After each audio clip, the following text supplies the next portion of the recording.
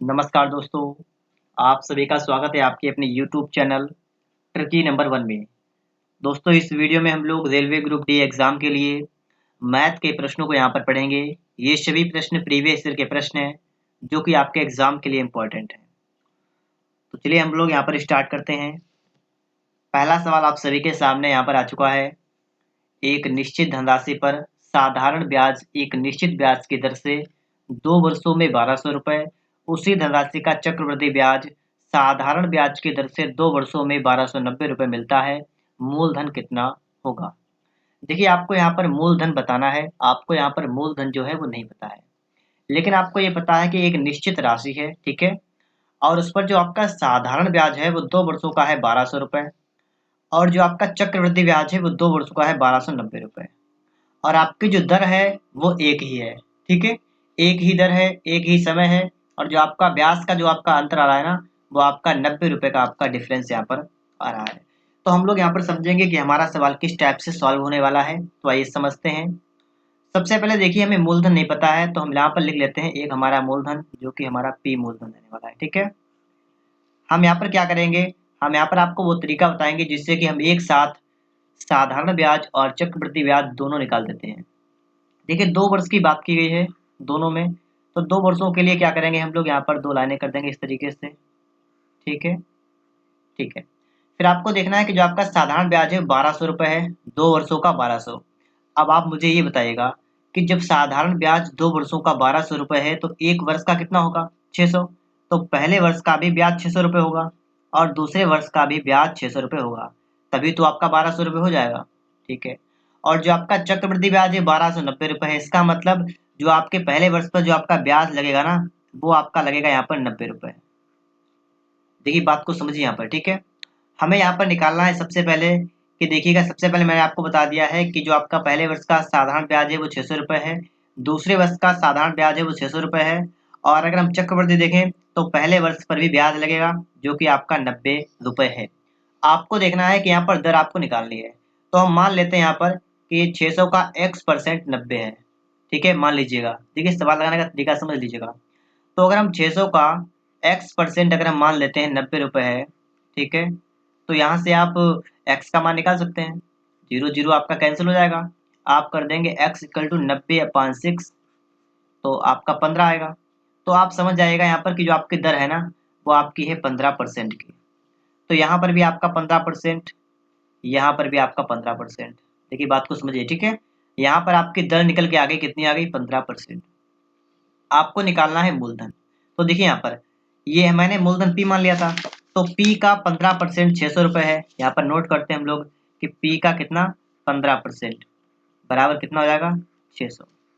यहाँ से आप P की वैल्यू निकाल सकते हैं, कितनी हो जाएगी? देखिए 600 गुणा 100 और बटा में कितना कर देंगे 15 कर देंगे। 5 तिया 15 और 5 से डिवाइड करिएगा तो 5 एकन 5 बचाए, 5 दूना 10 जीरो हो जाएगा और 3 से डिवाइड करेंगे तो 3 चौका 12 जीरो। ये आपका निकल के आ जाएगा 4000 रुपए। इस तरीके से आप पी का वैल्यू निकाल सकते हैं, कितना आपका आ जाएगा 4000 रुपए। ऑप्शन नंबर डी आपका यहाँ पर जो है ये बिल्कुल राइट आंसर बन जाएगा, ठीक है? उम्मीद करता हूँ आप लोग अच्छी तरीके से सवाल को समझ गए होंगे।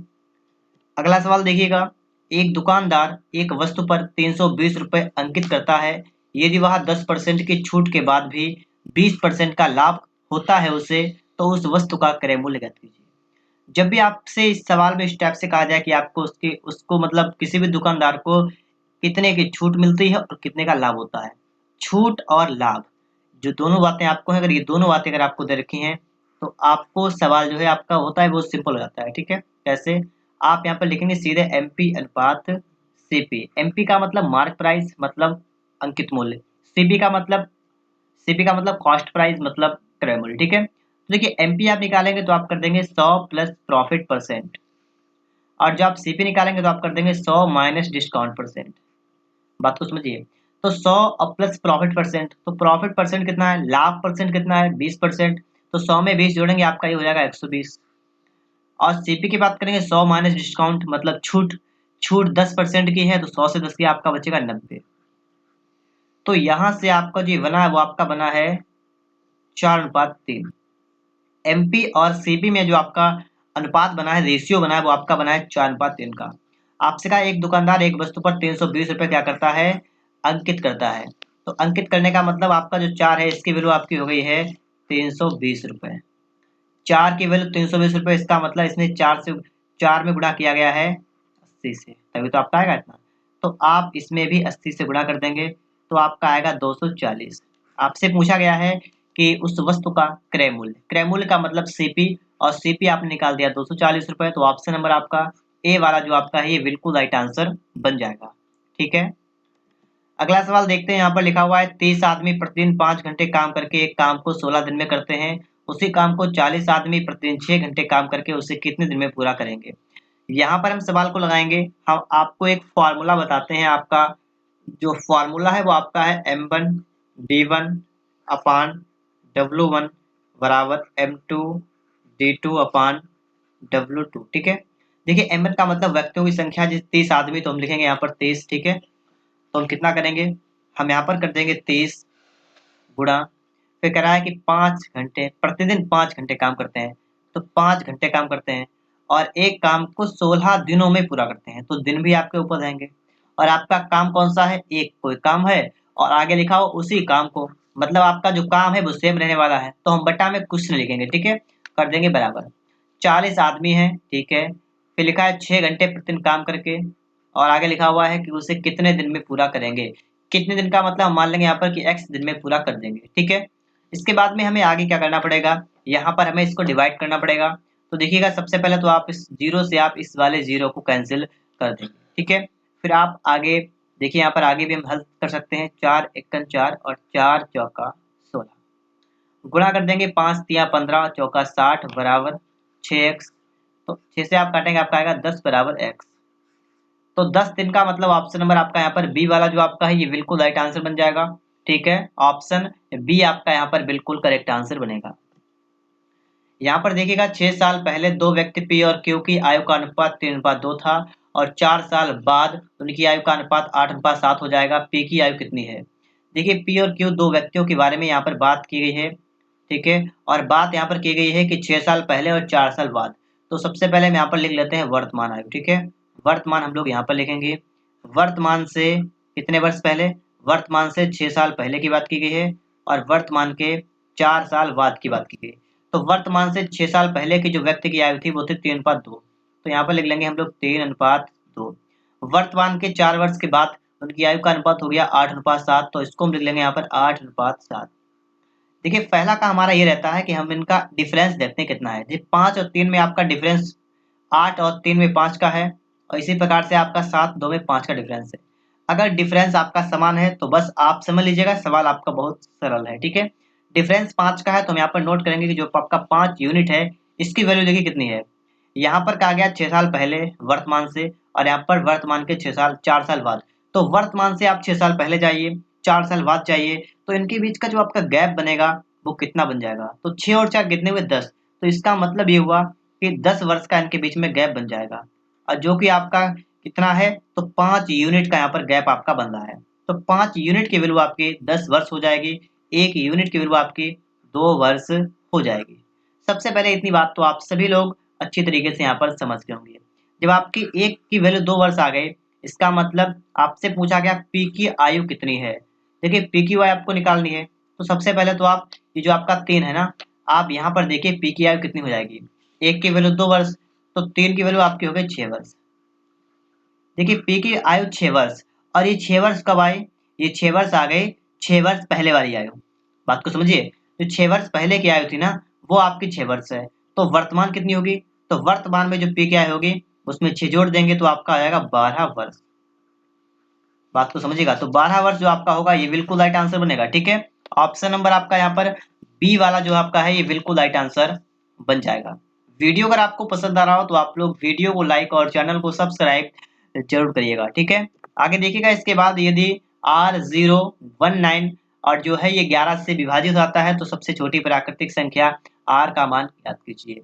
आपका लिखा है R01 और 9, ये आपका लिखा है 11 से विभाजित हो जाती है।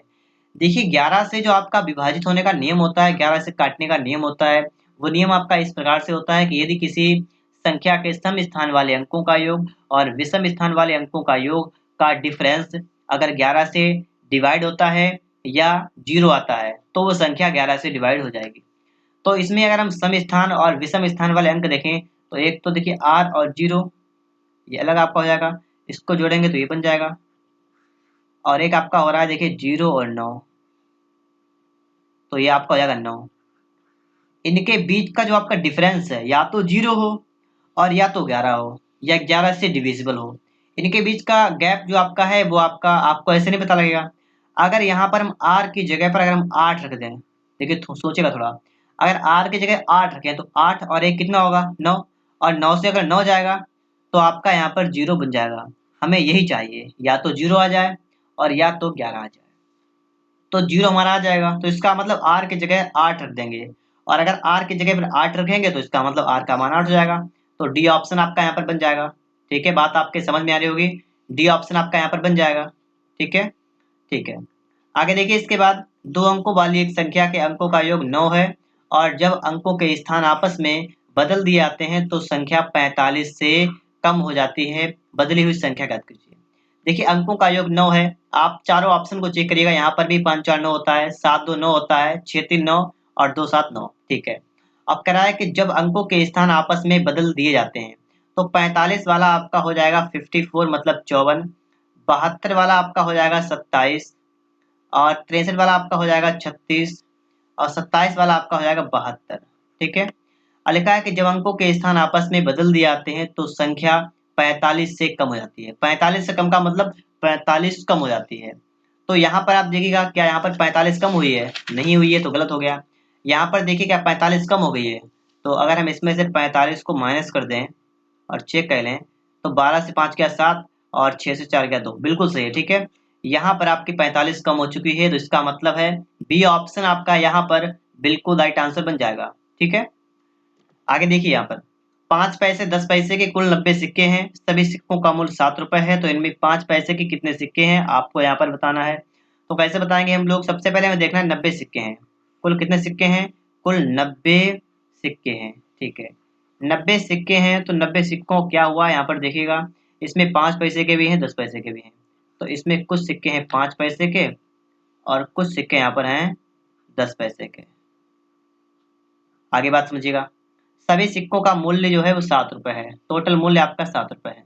देखिए, अगर हमने मान लिया 5 पैसे के हमारे पास x सिक्के हैं x, तो ये 10 पैसे के सिक्के कितने होंगे? ये हो जाएंगे 90 माइनस एक्स। आप कहेंगे क्यों? क्योंकि टोटल हमारे पास 90 सिक्के हैं। अगर 5 पैसे के x सिक्के हैं तो 10 पैसे के 90 माइनस एक्स सिक्के बन जाएंगे। ठीक है, आपको बताना है इनमें से 5 पैसे के सिक्के कितने हैं, और आपको दे रखा है सभी सिक्कों का मूल्य जो है वो 7 रुपए है। अगर आपको ऐसा दे रखा है कि सभी सिक्कों का मूल्य जो है वो, अगर आपको दे रखा है कि 7 रुपए है, तो आप यहाँ पर मूल्य निकाल सकते हैं। कैसे? 5 पैसे के और x सिक्के हैं, तो इनका मूल्य कितना होगा? सबसे पहले तो हम लोग यहाँ पर एक काम करेंगे, पैसे को रुपए में चेंज करेंगे। ठीक है, तो 5 पैसे में अगर रुपए निकालें तो आपका हो जाएगा 1/20 रुपए, और अगर 10 पैसे को रुपए में चेंज करें तो आपका हो जाएगा 1/10 रुपए। अब देखिएगा, रुपए में यहाँ चेंज हो गया। अब देखिए, ये जो आपका रुपए बनेगा टोटल वो आपका बनेगा 1/20 एक्स, और ये जो आपका बनेगा वो आपका बनेगा 1/10 और 90 माइनस एक्स, और ये कुल कितना है? कुल आपका है बराबर 7 रुपए। ठीक है, तो आप इसको हल करेंगे, आप इसका एलसीएम निकालेंगे तो आपका एलसीएम इसका आ जाएगा 20, तो ये तो आपका एक्स रहेगा।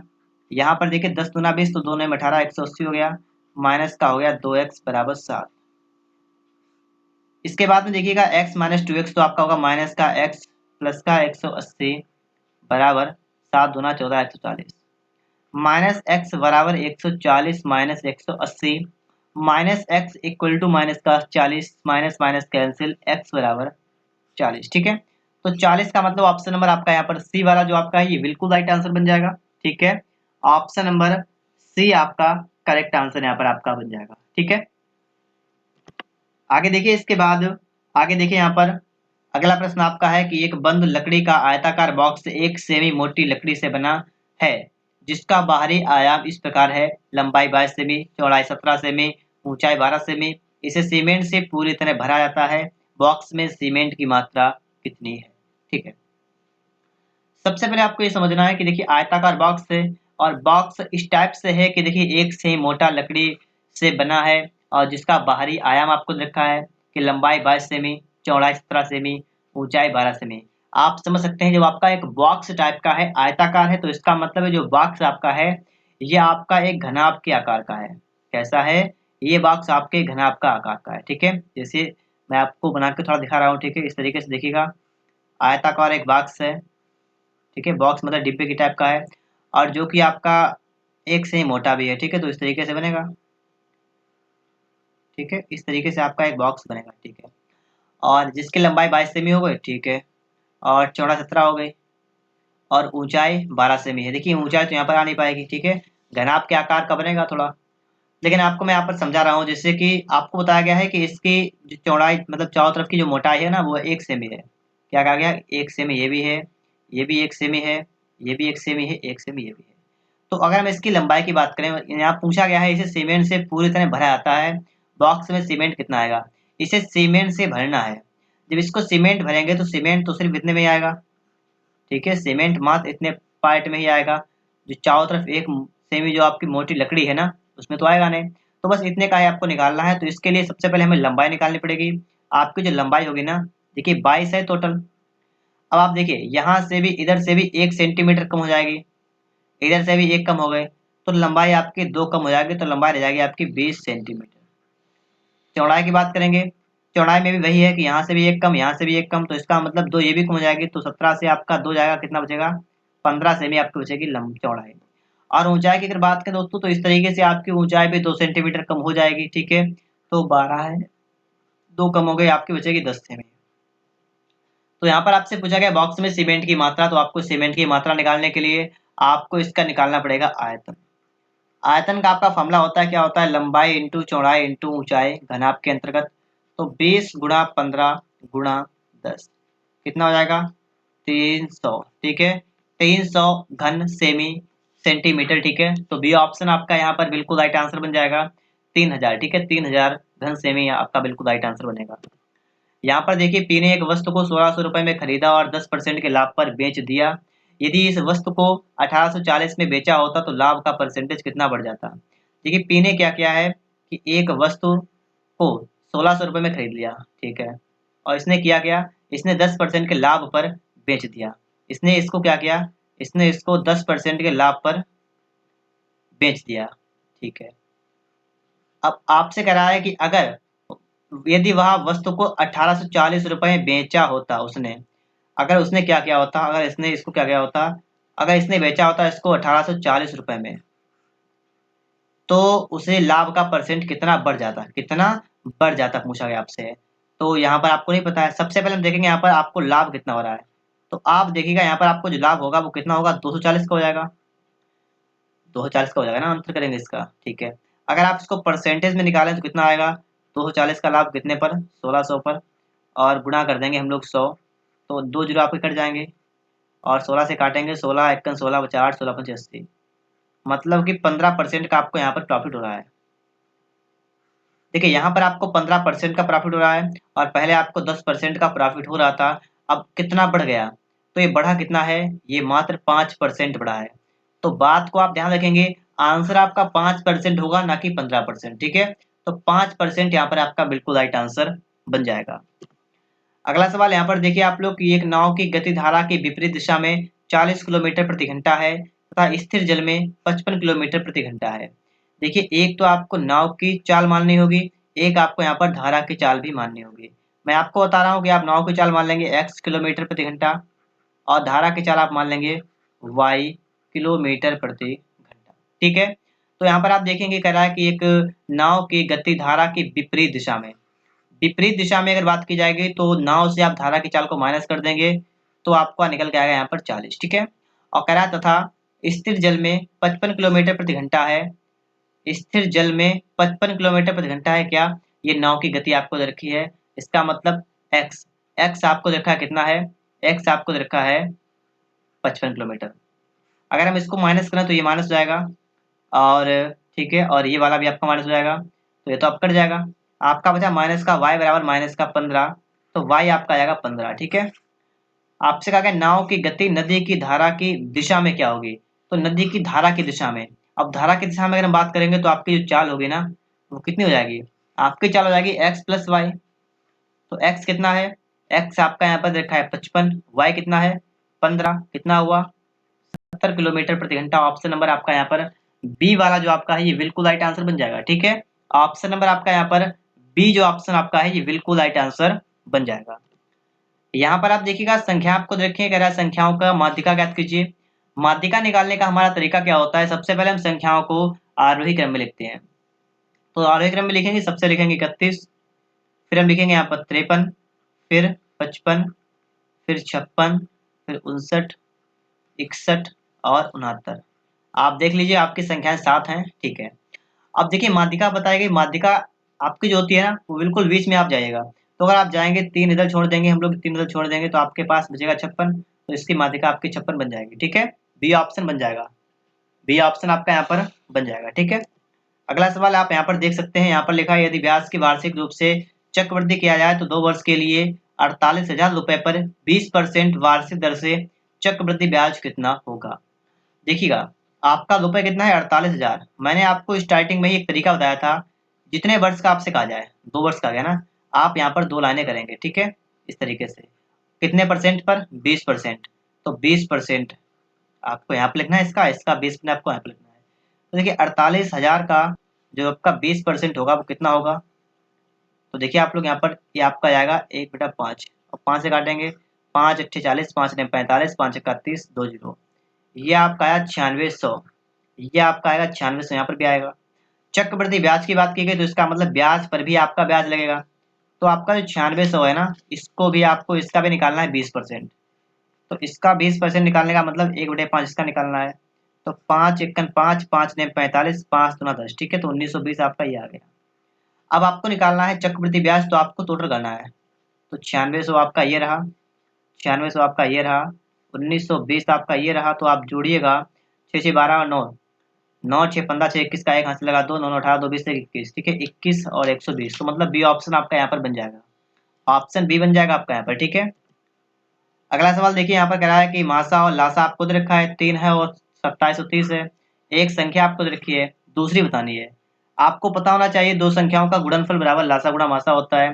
तो दो संख्याओं गुणा करेंगे तो दूसरी संख्या नहीं पता, तो 178 हो गए, दूसरी एक मान लेंगे बराबर लासा गुणा मासा, ये आपका होता है फॉर्मूला। ठीक है, इसको हल करना है हमें। तो एक्स का मान निकाल देंगे, 3 गुणा 2730 बटा में कर देंगे 78।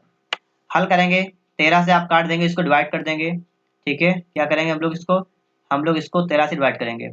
13 छः 78, 13 दूना 26, 13 एक 0। ठीक है, तो कितना आपका आया, और थोड़ा काट लीजिएगा, 6 एक 6 और 6 तियाँ 18 बचा 3 6 पंचे 30, 35 तियाँ 105, तो 105 आपका यहाँ पर बिल्कुल राइट आंसर बनेगा।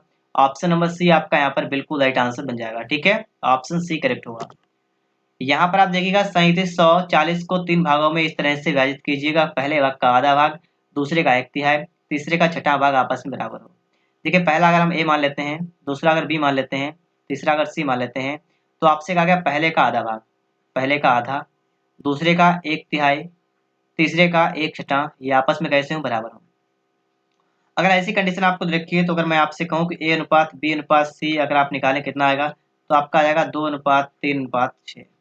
ठीक है, कितना आपका आ जाएगा यहाँ पर आपका आ जाएगा कितना आपका बन रहा है, यहाँ पर है 2:3:6 आपका यहाँ पर बन रहा है। और आपको यहाँ पर क्या निकालना है वो आपको समझना पड़ेगा। तो आपको यहाँ पर निकालना है कि तीनों भाग, तो फटाफट से आप लोग यहाँ पर तीनों भागों को यहाँ पर निकाल सकते हैं। ठीक है, तो चलिए हम लोग यहाँ पर देख लेते हैं किस टाइप से हमारा निकलेगा। पहला वाला भाग निकाल के देखते हैं, देखिएगा ए निकालते हैं, तो ए आपका है 2 बटा कितना कर देंगे, टोटल जोड़ लेंगे 6 3 9 2 11, गुणा कर देंगे टोटल 3740 से, 11 तियाँ 33 बचा 4, 11 चौक 44, जीरो आएगा।